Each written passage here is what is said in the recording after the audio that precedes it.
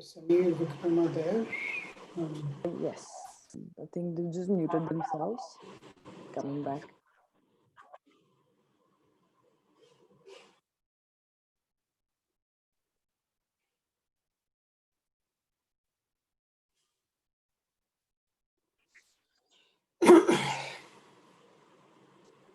Hi Sneha, we are back. Perfect. All right, let's just wait for Vikram as well. Vikram?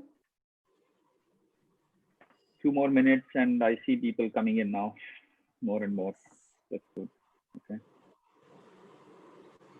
We'll give 2 minutes extra for Indian Standard Time, okay? Even when work from home. People assume that it won't start on time. That's also true.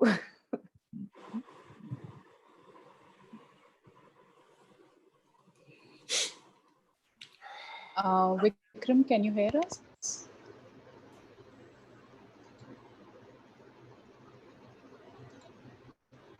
Yes, he's there.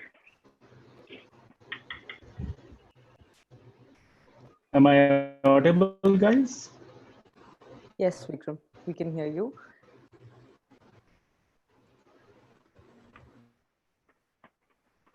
Could you say something more?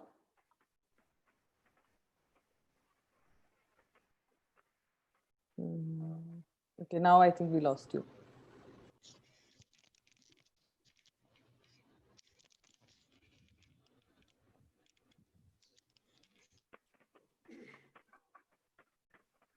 Sorry, you was talking to me? No, we're just trying to see if Vikram is there. Sorry, okay. Yeah, we did get him. I think we should have not let him go. We should have just like told him to be here with us. Yeah. Vikram, can you hear us?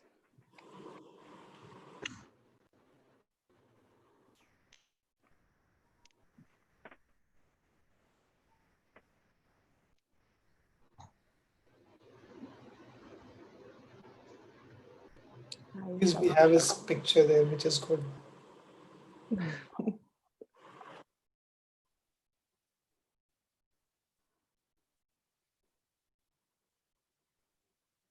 Yes, now we can see Vikram. Yeah.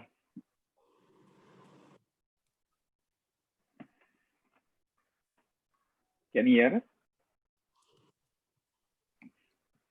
Let's see if he sees something. Hey, Vikram, can you hear us?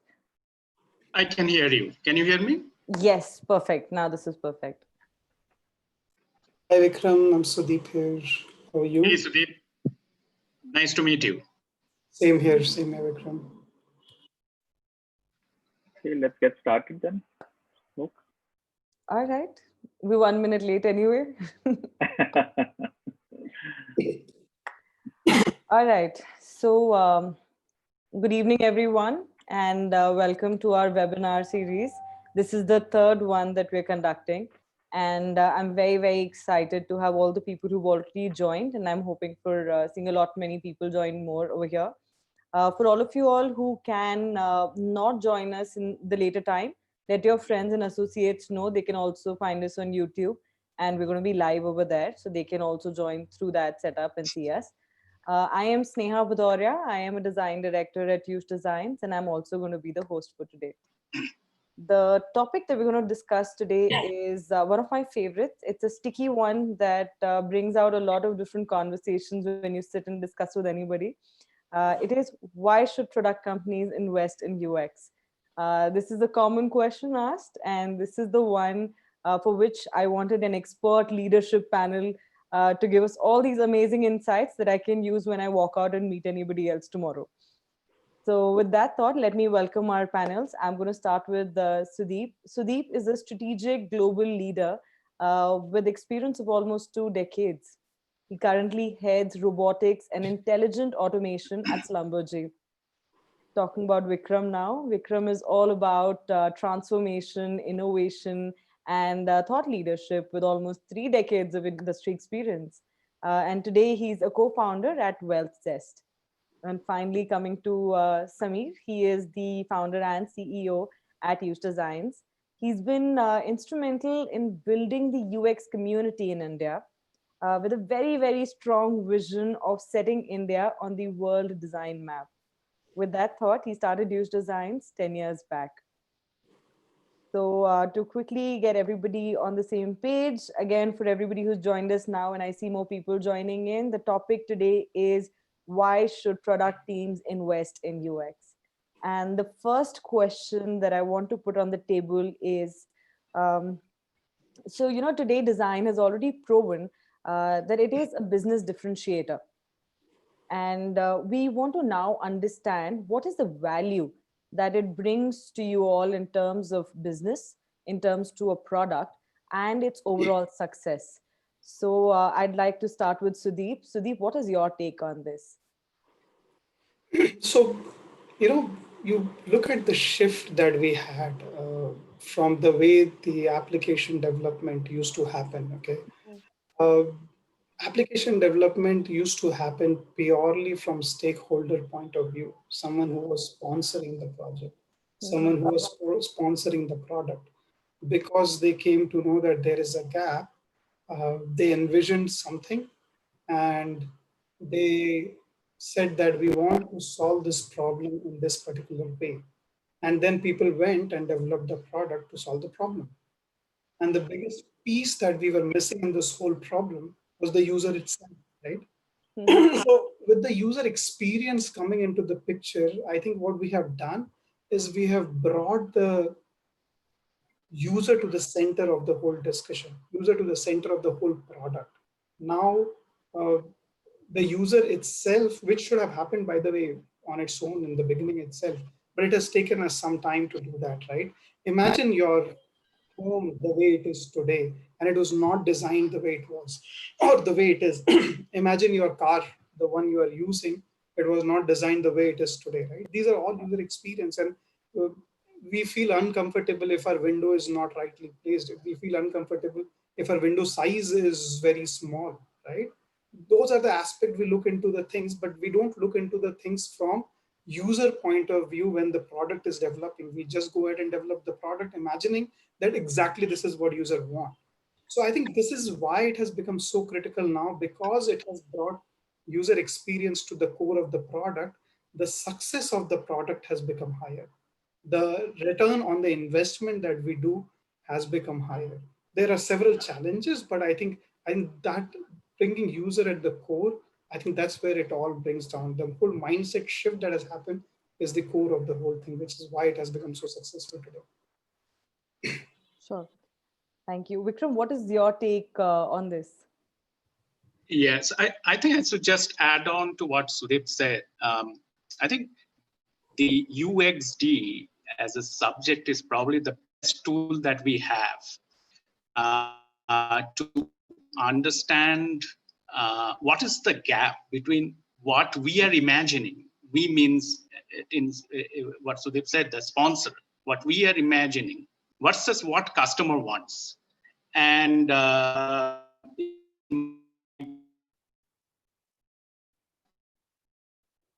it day in and day out. I'm just in my current company, every day we talk about few new features.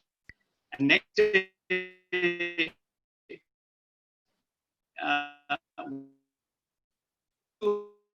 some clicked and some may not click. So basically, this helps us, this UXD helps you to kind of tie your requirements to what actually customer wants. Basically save time and cost, not developing unwanted features, which is a boom, right? And there's a second thing I wanted to bring in, and I was talking to one of my ex-colleagues a few days ago, and we were discussing that world post-COVID will be remote first world. So everything is remote. We are now in remote discussing, right? Yeah. And as we move to the remote first world, and the world will also learn how to do business in a remote first world. This is something everybody is discovering every day. Your customers will be remote. And mind you, at this point of time, many of the companies who think they know the art of business, how to do that say, business, because they're doing for last 50, 60, 70 years, I think they have to still reinvent. And the best effective tool which is available to all of us is to again go back to the user experience teams or companies and do a research to say, what is customer looking for in this changed world? And that's all the way. I mean, I can go on and on with the demography change in all the countries. How do we adapt to them? I mean, probably this is the best tool which helps us to kind of abide by what the customer wants. All right, thank you. Samir, in your context, I'm going to change this question a little bit. So you worked with some hundreds of different products, right? And over the years, what is it that you see in terms of value for business when we're looking at design? Samir, I think you're on mute. Okay. I'm used to, following good practices of remote meetings. So one of the important things both of them kind of touched upon is, the return on investment, right? So we talked about that, and Vikram talked about efficiency and effectiveness and the cost cutting and all of that, right? So businesses primarily are looking for three things: increase in revenue, reduction in cost, or managing the risk, right?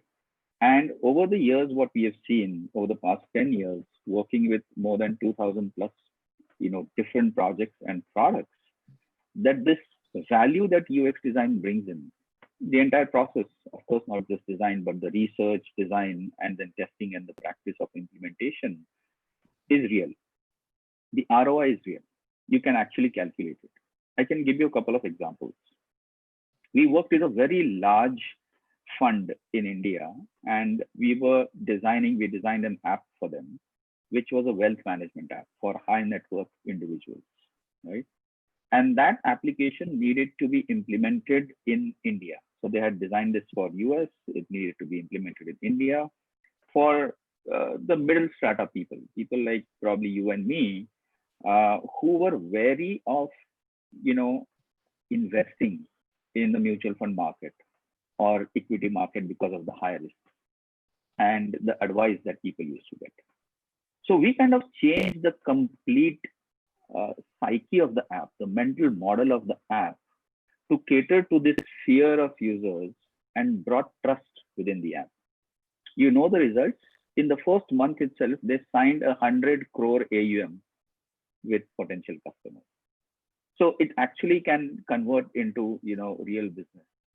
The second example I want to give, so this is about, increasing the revenue or, increasing the mental model of users. We worked with a large enterprise product that was, into process plant automation and things like that. And after implementation of the experience, which was a very complex process plant application, the maintenance engineers could increase their efficiency by 80%. That was the real output they could measure, right? We're also working with another, very large company that is providing loans for urban markets and rural markets. A year ago, they did not do any UX. And today they have done about 40 projects. Our entire team is, working there, and they have increased their digital revenue by 20%. So this itself shows that, there is a tangible, measurable effect of UX, and there is a return on investment. And the investment that you make in UX is very low, actually, as compared to any other software products, and others can vouch for it. All right. So it's an interesting take of how all three of you, based on different experiences, have touched upon very different things. I like how Sudeep perfectly spoke about the users were completely missing, and it shows that, his experience of seeing enterprise products for so many years makes it very clear, and, shows us that he's seen that change happen where users were never there. And then Vikram was totally talking about how we have to reinvent businesses. And it completely means going back to the users, going back to the experience. And if you're going to have remote first now, which is a very interesting thought, what does it really mean for businesses, and how are the users really going to respond to it?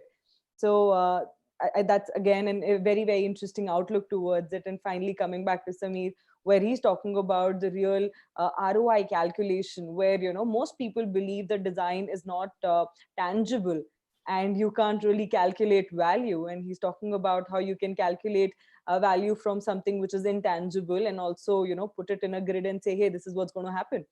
So I think these are some really amazing thoughts and context to different experiences that all three of you will have. And now I want to come to the next piece of this question, which is my favorite part, because that's the sticky part. How much UX investment should businesses make in products? And I'm going to start with you, Vikram. How much investment should businesses 100%. make in products? In terms of No. dollars, efforts, the people, budget, how do you look at it? Now, Sneha, that's a tricky question. Well, I mean, there are multiple facets to it in my mind, and it first of all, it depends on what are you building, what sort of product you are building, how much of that product is actually directly interfacing with the outside customers, right? Having said so, today I feel the world has moved from UI to UXD UI. And even for internal facing apps nowadays, people are giving a lot of focus on having the right design at least. So what I have seen in my past experiences, obviously each product team has its own budget and all. But we started, I know many years ago, when I met my friend Samir, he gave me some nuggets of UXD. That time I knew about UI and not UXD.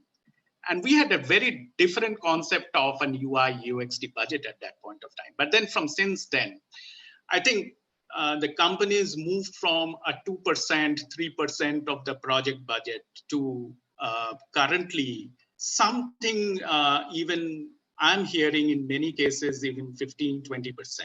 That really depends on what are you building? I mean, and then again, if it is an existing product, things will be very different.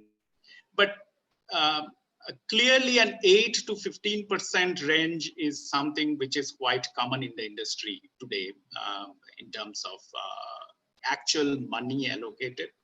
But having said so, even if you cannot quantify things, but eventually if you can measure all the interactions if you had regarding UXD conversation right from the life cycle of the project, it actually boils down to something like 10 to 12% in my mind.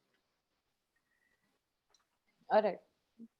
Okay. Sudeep, in your context, you've sort of built design teams, and over the years you've managed design teams, and you've also executed a lot of design work. How do you look at it in your perspective, and specifically in context to Slumberjay as well?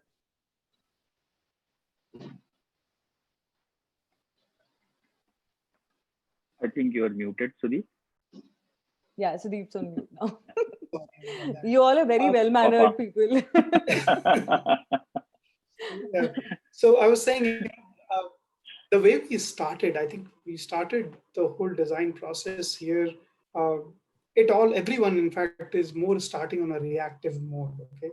And I would agree with both Samir and Vikram when they were talking about the ROI, and when Samir highlighted that the kind of ROI that they have been able to get. And Vikram's sharing around 8 to 15% of the budget. I think the overall thing that happens here is you need a comparison point. For example, how will you prove that UX is creating value for us, which the value was not there, which means needs to be a mess up earlier against which you will show that, see, you were not able to get the traction through your earlier product, which now if you get your user experience in the part of this, and the user adoption of the product will increase. And hence that's when you can show the value, saying there the adoption was this, now the adoption is this, and because of user experience we have been able to change. So there has to be a comparison point. And a lot of do start this user experience in our products using more as a reactive method, okay, more as a reaction to what has happened in the past. Having done that and having a constant, you know, approach to showcasing that yes, this is helping, look at the user adoption of our products today. It has definitely changed from what it was earlier. I think the biggest change in enterprise, and Shambhaji is more than 95-year-old company, right? The biggest change that we have to get in our company is the mindset change, you know, because people see this as a cost. They don't see this as an investment, right? So I think that mindset change where we had to go and educate, education played a lot of important part there, and educate them saying this is not a cost, this is an investment that you will see once it happens. And once we started delivering those, I think that mindset started changing. Approx around the budget, we probably keep like a 10% allocation to that because that kind of seemed feasible.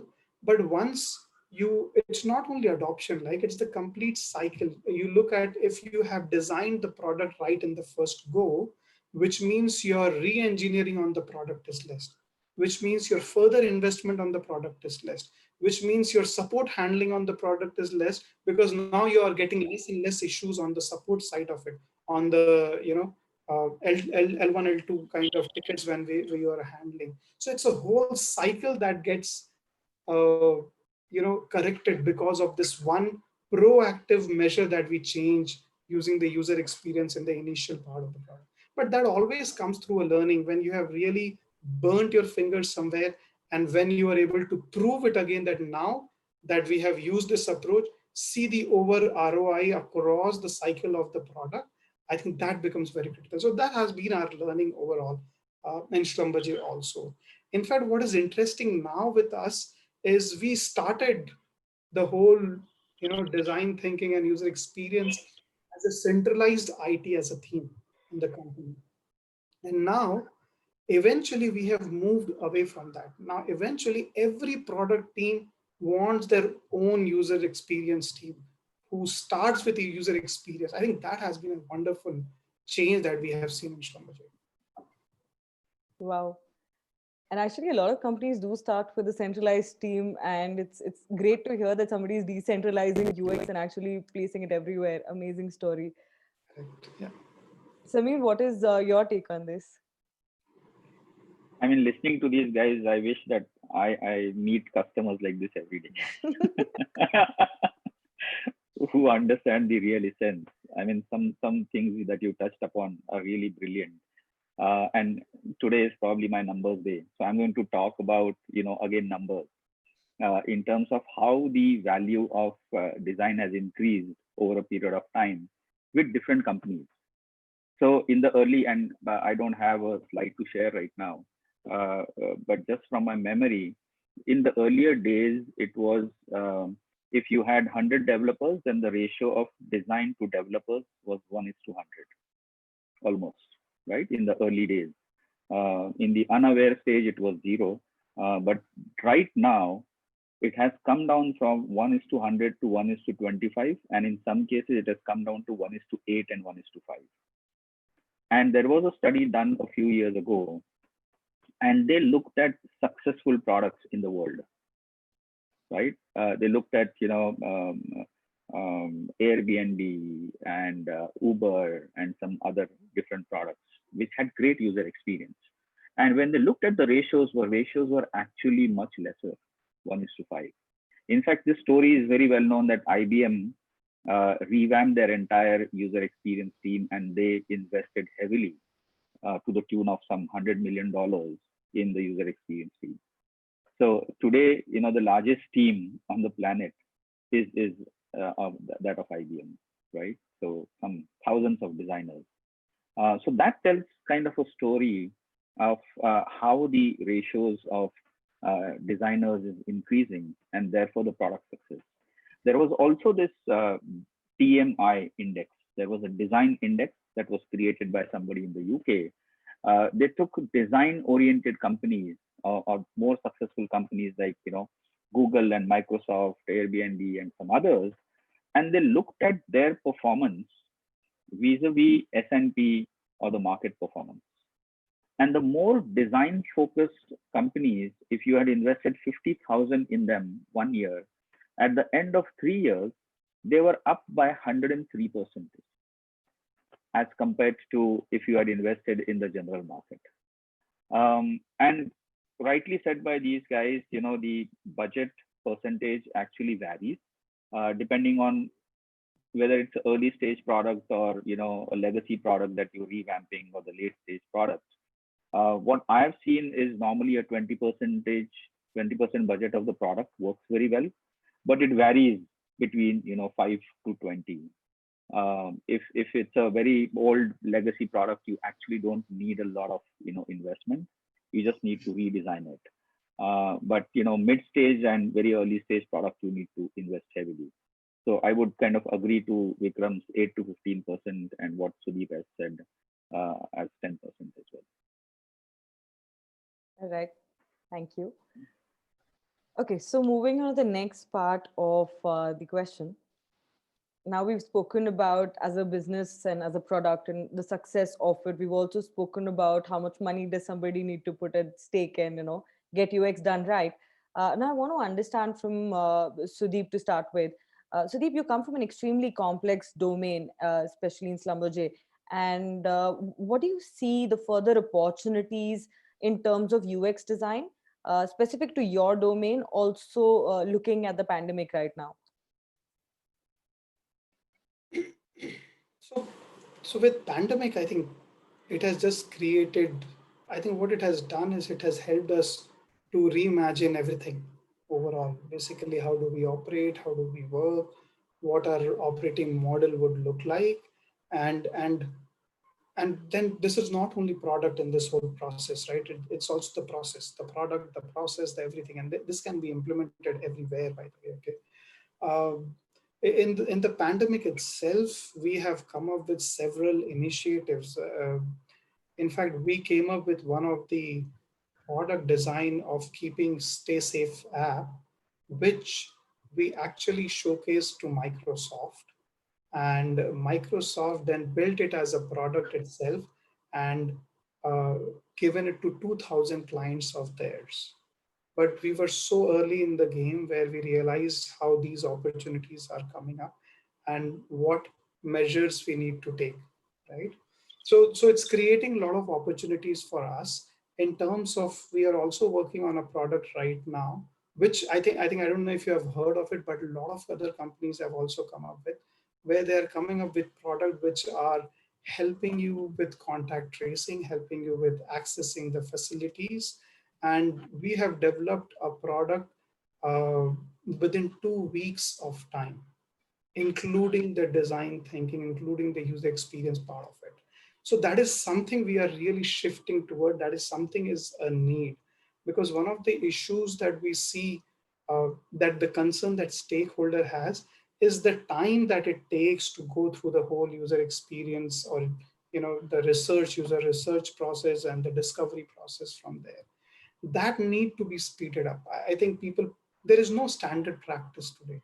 That practice needs to be evolved overall.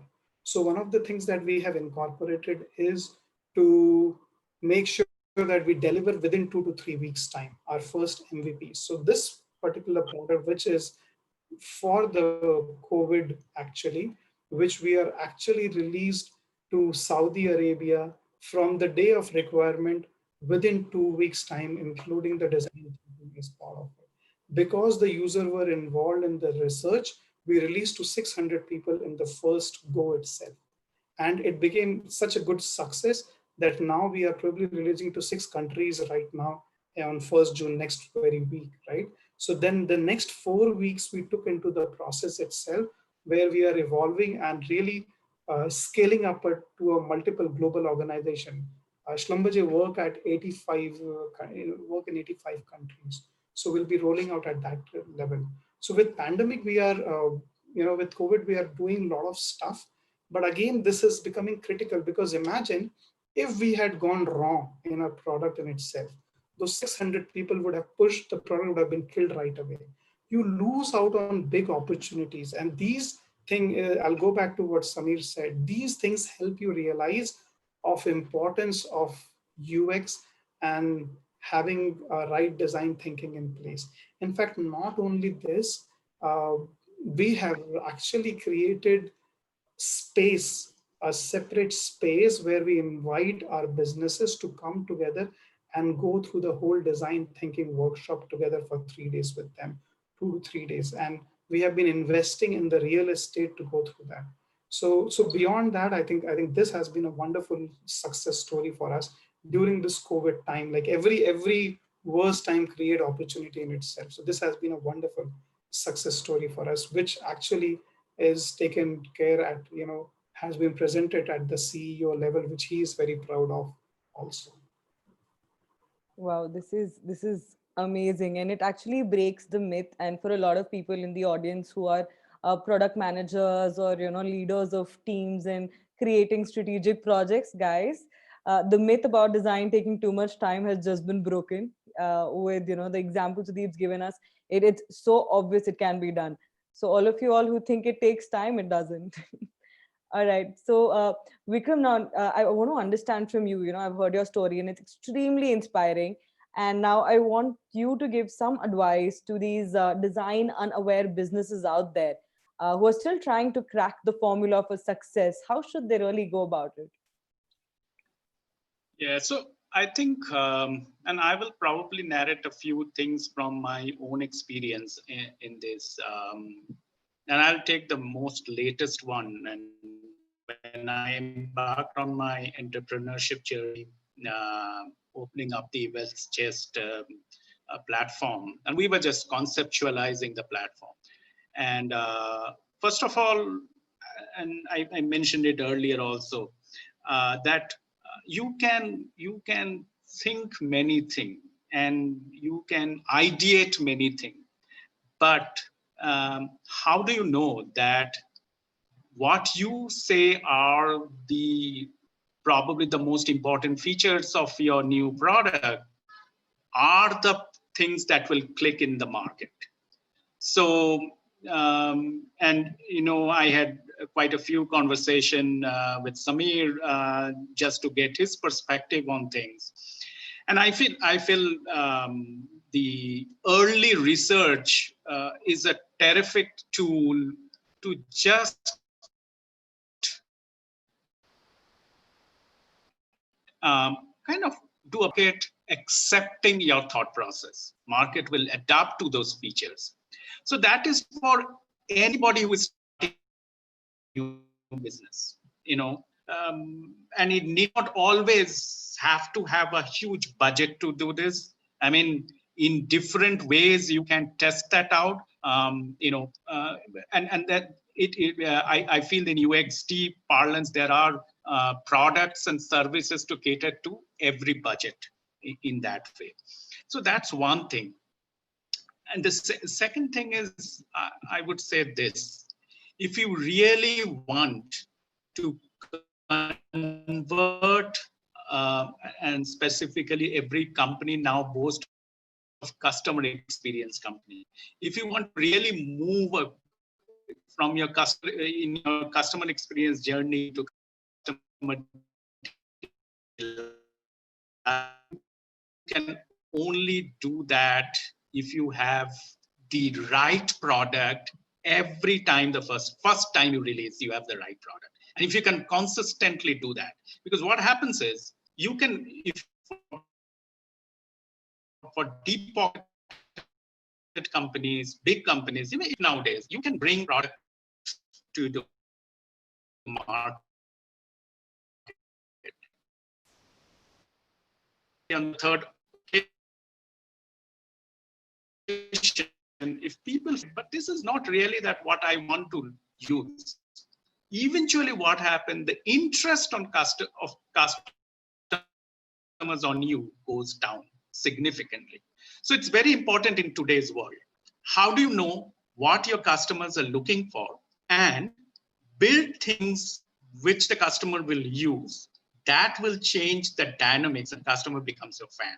So if you want to do that, and when you are designing your product or you are re-engineering a product, do step back and think to invest some money towards user experience design.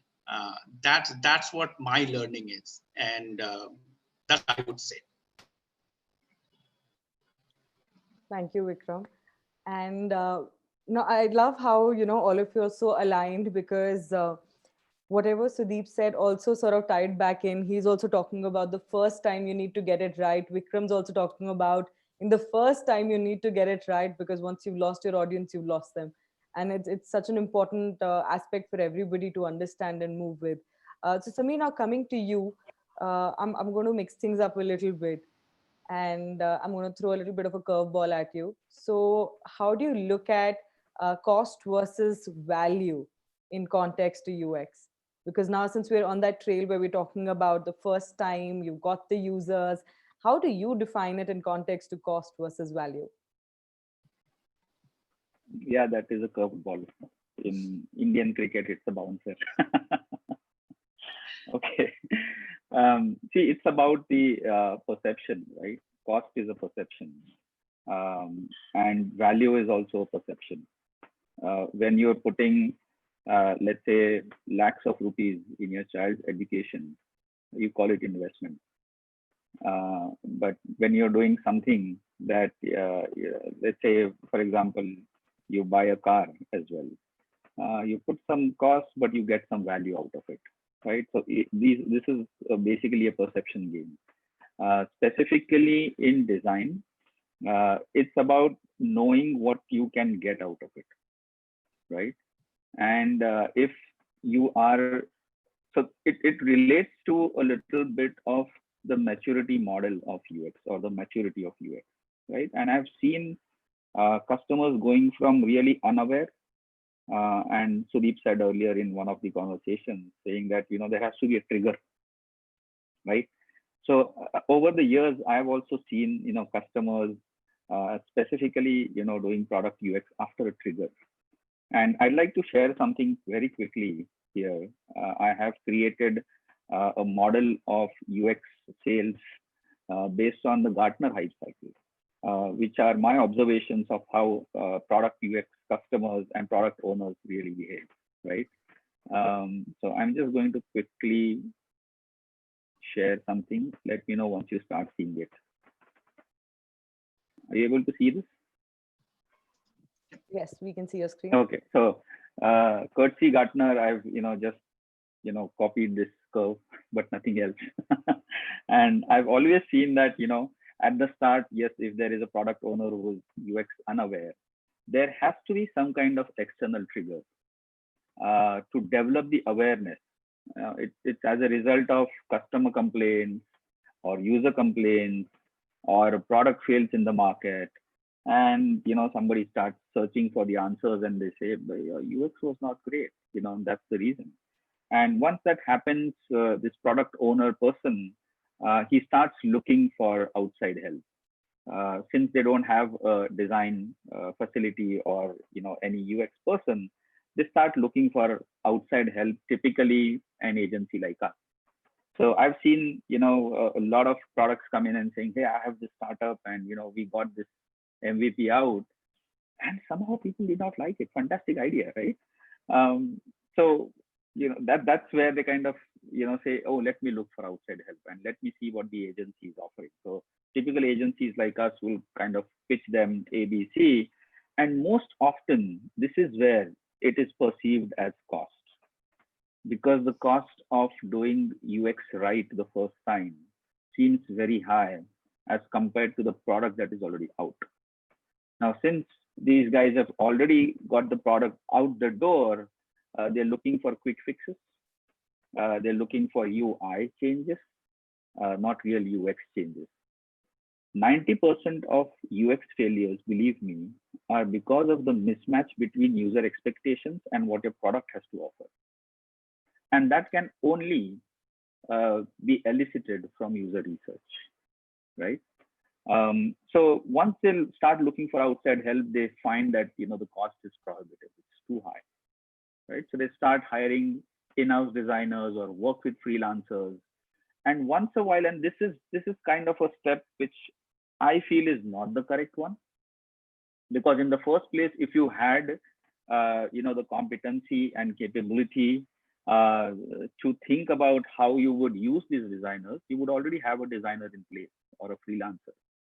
Since they hire one or two designers, either it's a manager or maybe a junior designer, they're not getting that much of value that they are looking at. Okay, sometimes it works and then the curve kind of goes up and the product is successful. Most of the times it takes about 1 or 2 years to realize that we have kind of made a mistake. They are disappointed with the results, because quick fixes and UI fixes is never going to change the UX of a product. Okay, it's like putting lipstick on a pig. So when this happens, their slide kind of continues because they're at a loss of what to do. They continue to hire and use freelancers, almost losing hope. And someday, some intelligent person comes in, joins new, and they say, hey, this can only work if we are going to look at it from a value perspective. What is the value you're getting? Now it's a time when they have to invest or their product is going under. That's when, actually they take the right kind of help, right kind of user research and design and testing. And then that's really a path towards going towards UX maturity. So I hope I have, explained it in terms of cost versus value. This is what I had to share today. Thanks, Samir. While you were talking about this, we already have an interesting question, and I'm going to shoot that question out to Sudeep. So, Sudeep, while Samir was saying all this, one of the people in the audience has asked that there are a lot of ignorant people and managers and product owners where they're working. How should they, go about explaining to them what UX is and the value of it? And what is the advice that you'll give to all these designers who are struggling with ignorant bosses who don't know the value and do not let them do their job? Sorry, can you repeat the question, Sneha? Sure, no problem. So I'm talking about all these people who are on the chat right now are asking about, they have ignorant bosses who don't understand user experience design or the value of it. And they're unable to sell UX to their bosses. What is your advice for these people? How can they go ahead and explain the concept to their teams? That's a very interesting thought, by the way. And believe me, this is going to happen with everything that you want to start. Okay. Uh, Even when design thinking or whole thing started as a practice, someone has to believe into it. And if it is not your boss, if it is you, good, you are the change that who is going to bring that change in the company, right? First you need to believe in it. Okay, because if you believe in it, only then you can convince others. I think that's the important part. If you are able to just hear it as a buzzword somewhere and just going to share it saying, here is a fancy thing I've heard of, and then your boss will ask few questions to you, which I'm sure he's a smart guy, he or she, and they will ask few questions to you and you won't be able to explain in reality because you are not convinced yourself. So I think first it starts with convincing yourself that yes, I believe in this concept. And then right now at this point of time, at least we are in a wonderful maturity stage where this practice is adopted by several companies. So there are wonderful case studies. Did you speak about IBM, Samir? Probably. Yeah. I think you spoke about IBM. I have heard about Infosys. A lot of companies are there who has built this as a mandatory practice, saying, you cannot do anything without uh, adopting design thinking practice and looking for user experience first. In fact, if you look for Google's or Microsoft's approach and strategy, it talks about user first approach, right? So I think there are several case studies today which you can present. So there is no dearth of material per se to present it as a case to your boss. But I think in your research, you need to be convinced that yes, this is a place where I know this will create a change in the company. And if it is not there in your company, you are at a very sweet spot, because a lot of people have already done this. A lot of people have already proved it works. Samir has just shown a Gartner report, wonderful report by the way, Samir, very nice report. I loved it actually. And use those as material, use those things as a use case, use Samir and present Samir to in front of your boss. But I'm just saying you need to believe in your concept first, believe in this, that yes, this is the right thing to do. And once you are convinced, then it's not a difficult thing to prove to your boss.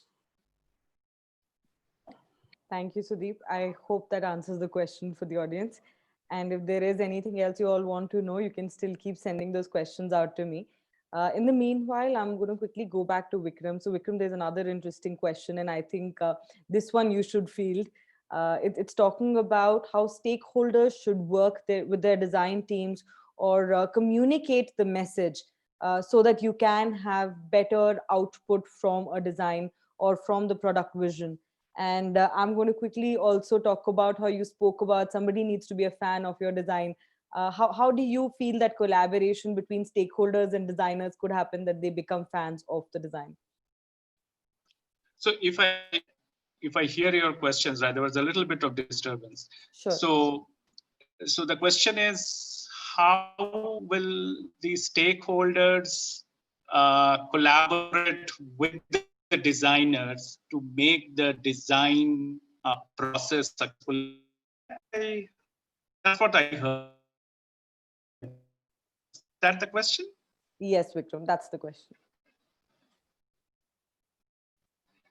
So, and I'll just again narrate one of my experience. In fact, this will have a little bit of an answer for adding to what Sudeep said for the previous question too. In my one of my previous roles, it was quite a few years ago. We were toying with the idea of building a design team in-house. And obviously at that point of time, the classic UI versus UX thing always used to come up. Most of the people, as Samir said, people always has this perception, the beautiful screen is what design is, right? And so there were two things. One is some of my stakeholders felt that the team is not able to deliver good screens which are attractive enough for the users to use it. At the same time, we are also, battered down by falling rate of customer acquisition. And at that point of time, I was like in your head, and I was doing some research on what can arrest this sliding customer acquisition, as well as improve this whole customer delight, right? And I came across the UXT concept at that point of time. And then obviously took a visit to quite a few of the companies. And actually at that juncture, I met Samir. That's a part of that visit. And when I came back to my company, and I just put up those fancy slides to say, hey, this is what we want to do. And everybody told me that, well, you have come up with another fancy idea, but will that help? Having said so, I'll just take the cue from what Sudeep said. If you believe in something, put your research forward, put together why you think you will be successful. And it is important to convince the stakeholder to say why he will be successful. Because and when we went ahead and,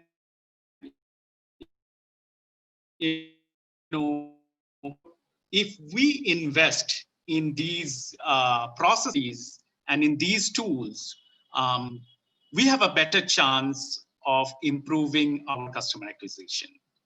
And this means this investment. And here are some of the other companies who have this. And it was a process. It was not a one-day thing, but it was a reiterating and a repetitive process for quite a while, till the business stakeholders actually, let's go ahead and try a pilot. And the pilot is a magic thing. You start doing with a small thing. And I remember the pilot was extremely successful. And once we chose a small, simple thing, we demonstrated that to the business that, hey, if we continue to make investment in UXD and the processes of UXD, we have a better chance of kind of improving our matrices. And after that, we got our invest team, right? So my answer will be, and it's a long answer, I understand, that it's difficult to kind of convince a new concept, but stick to it if you believe so. And two, for a stakeholder to kind of collaborate with the designer, he will only do so spending his valuable time when he knows that that's his or her recipe for success. If that is there, and we as developers, designers, or technologists are able to convince that to a business guy that, yes, this is where the success mantra lies, be rest assured, whether it is the stakeholder, he will oblige to it. But it's a process, it's a journey. And I'm not saying that it is simple by any chance. Thank you, Vikram. Makes sense. So for all of you out there, it's a process, it's a journey. Please don't be in a rush. You will get there. And now my next question to Samir. So Samir, looking at a small startup to a multi-billion-dollar business, what is your advice for them to approach UX for organizations? And why I say also a startup to a multi-billion-dollar business, what is the impact on either of them, and how can people look at this ecosystem of design? So if you take, that's too diverse, but, for a startup, it's essential to survive. So if they don't want to do this, the chances of survival become very less. So they have a choice there, right, to survive or not. Because for a multi-billion-dollar business, at least, they are doing something of value to the customer, either through, some kind of experience of customer or technology or something. And that's the reason they are multi-billion dollars. Now, there are some snippets of things that both our panelists pointed to earlier about, doing it yourself and that's how you start. There's this entire process of how do you actually start? And as both indicated, you need, the first thing is an executive champion. You need a champion inside who can say, hey, I now understand that UX is an important aspect of the success of my product.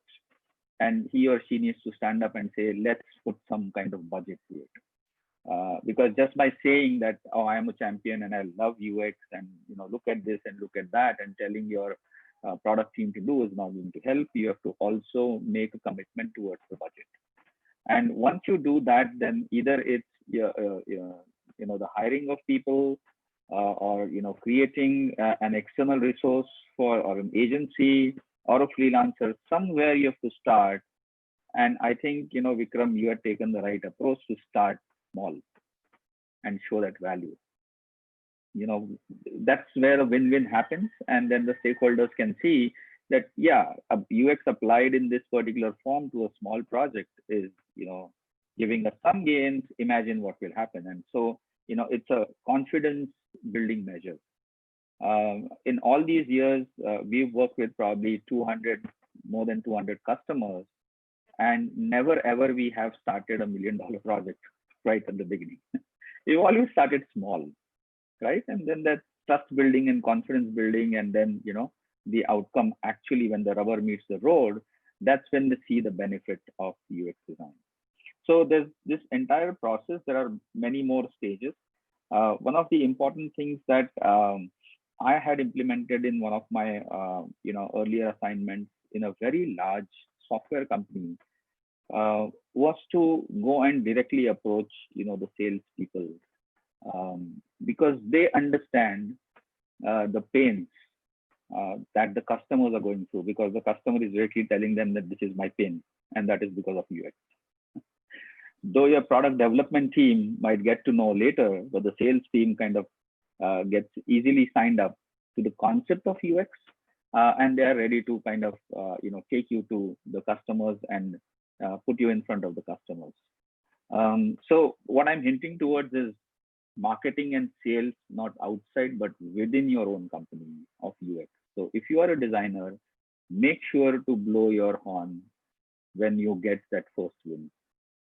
And that is going to take you a little farther than just sitting in your own cubicle.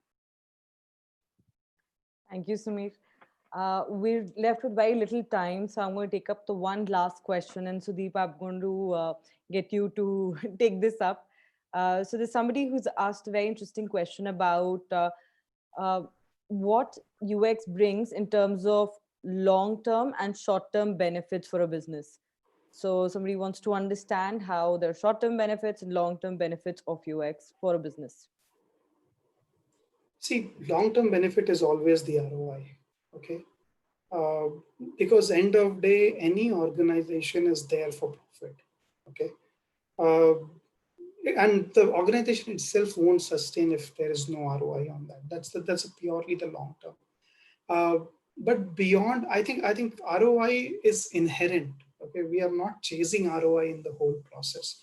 The user experience has to be looked from the user's point of view, and somehow whoever created this name of user experience, I'm glad he put the user in the whole thing. Okay, because it has to be what the user is going to get in the whole process. So I think your short-term goal immediately would be your customer satisfaction. Once you meet your customer satisfaction, user satisfaction, rest everything is going to be built on that. So the short-term benefit you are looking to implementing user experience or design thinking into the whole process is to make sure that the people who are using your product and your stakeholder, they are actually loving the product, they are benefiting. It is creating a value for them. Okay, the way we are tracking this in Schlumberger right now is purely based on value. Value is one of the key word that we have adopted in the last 3 years in Schlumberger, and everything boils down to value. Because now everything, if we have created a product, we track the user adoption of the product. How many users are using, how many users are dropping out of the product, how many are not. If the user is creating, if the product is creating the value, the adoption will increase in itself. And eventually, if the adoption is increasing, eventually you will get return on your investment. I'll give you an example, okay? Just a small example. We 3 to 4 years back, this is when I think we collaborated with Huge also. 3 to 4 years back, we built a product in our company on journey management system. Okay, our journey management system was completely call center driven. Schlumberger being oil and gas major services company, it is very heavy on safety.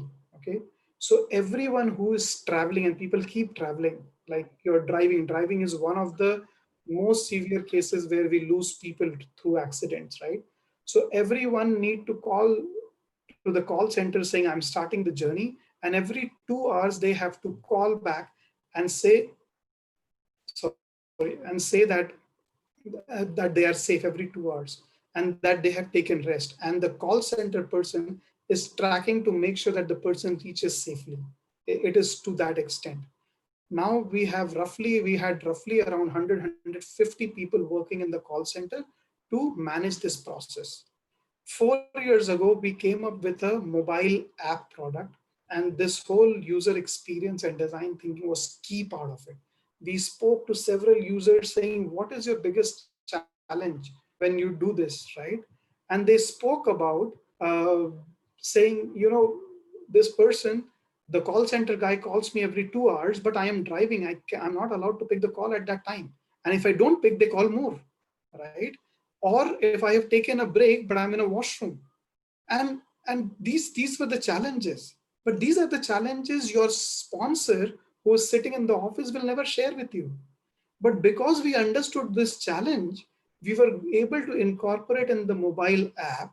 And with a tap on the button, they said every 2 hours, all start of the journey, they say, I'm starting the journey. At every 2 hours, they say, I am safe. And at the end of the journey, they said, I've reached. Now, this completely eliminated the need of the call center person. And we actually overall reduced our cost of operation by 70%. We didn't need 150 people to do the call center job because this app and this app's adoption tremendously used.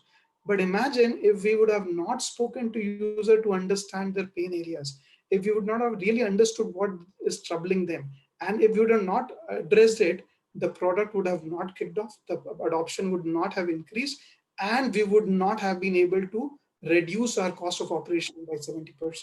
So short term, it has to be your user satisfaction. Long term, it has to be ROI. I hope that covers that. Thank you, Sudeep. I'm sure that covers everything that they needed to know. At this moment, I'm going to quickly do a time check and say it's 8 p.m. and it's towards the end. There were some really great points brought in, and I want to just quickly take a moment and recap some of those for our audience.